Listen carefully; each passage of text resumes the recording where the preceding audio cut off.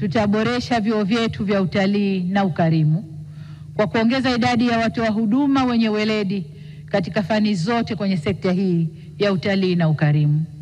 Sekta hii nayo ni sehemu muhimu ya mpango wa kuzalisha ajira kwa wananchi na kutuongezea akiba ya fedha za kigeni.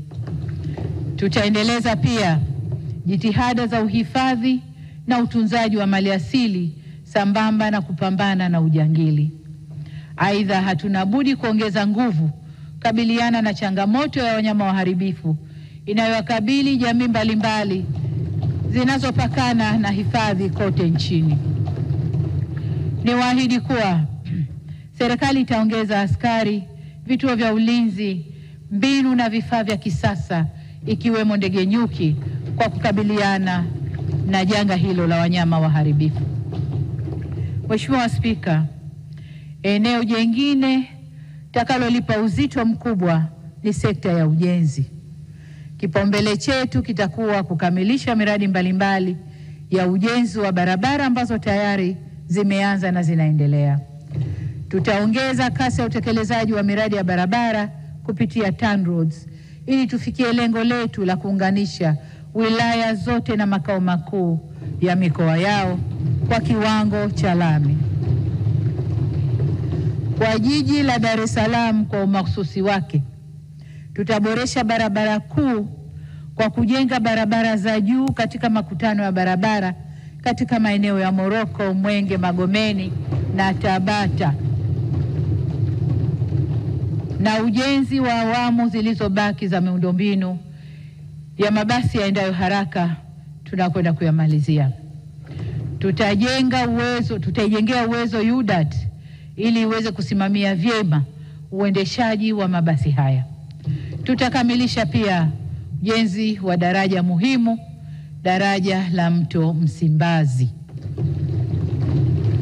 Mheshimiwa Spika, tutaongeza pia bajeti na uwezo wa TARURA kuboresha barabara za ndani na za vijijini ili kuhakikisha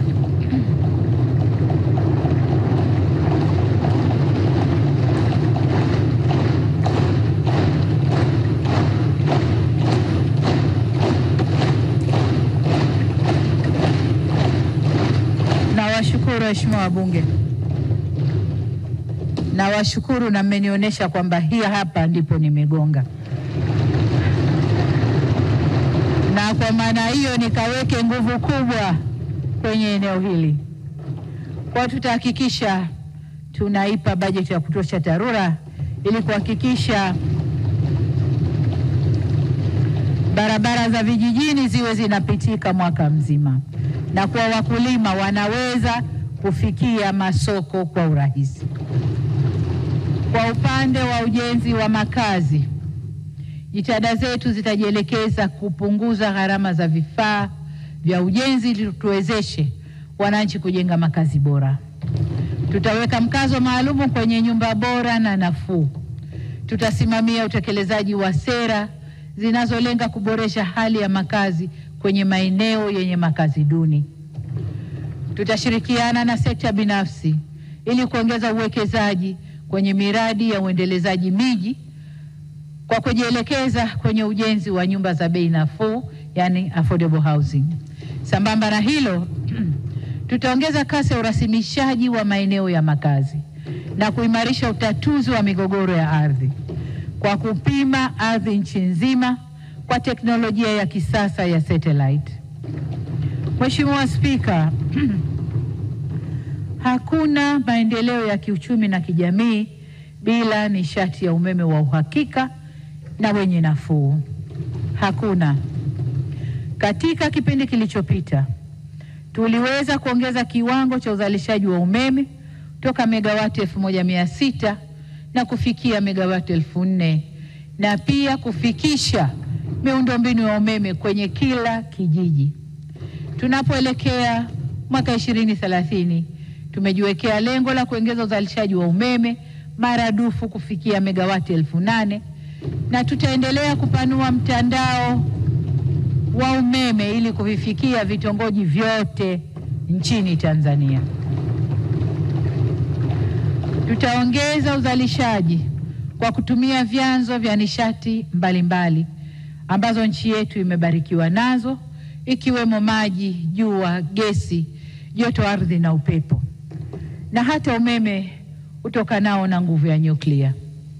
Vile vile, kupitia mpango wa gridi imara, tutakamilisha ujenzi wa miundombinu ya usafirishaji wa umeme na tutaongeza vituo vya kupoza umeme ili kuhakikisha shughuli za kiuchumi na makazi yanapata umeme wenye nguvu inayotakiwa. Lengo letu ifikapo 2030 mikoa yote ya Tanzania iwe muunganishwa na gridi ya taifa ya umeme. Ili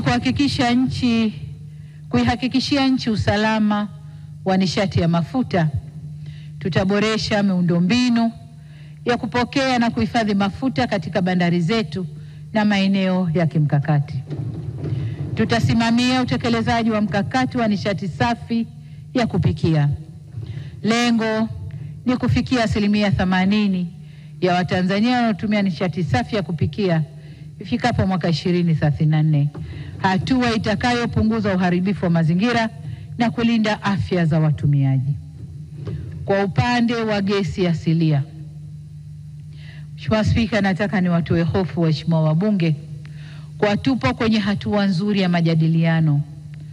Tumechelewa kwa sababu dhamira yetu ya dhati ni kukamilisha majadiliano hayo ya mradi huu mkubwa na wa kihistoria wa dola bilioni 42 wa uchimbaji wa gesi asilia.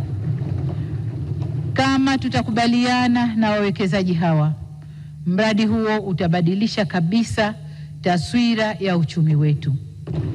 Katika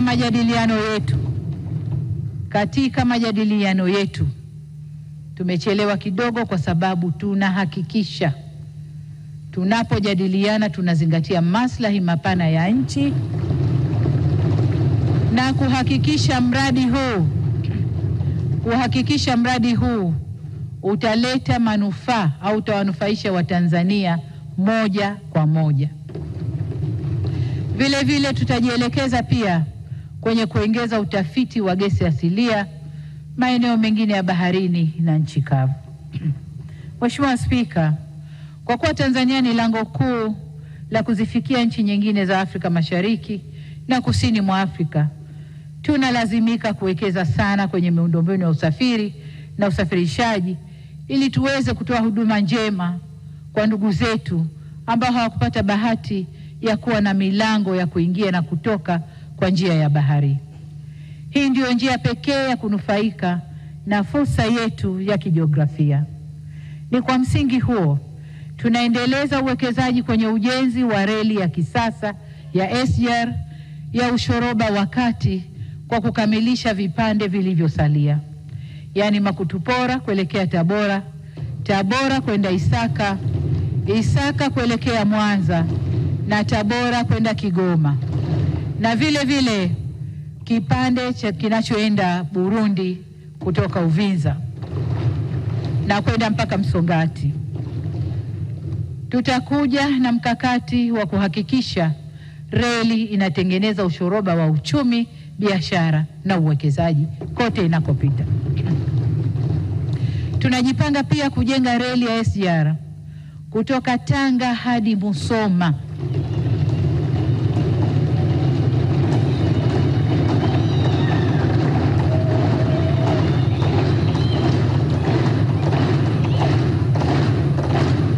Asante waheshimiwa. Tunajenga SGR kutoka Tanga hadi Musoma na kutoka Mtwara hadi Mbamba Bay.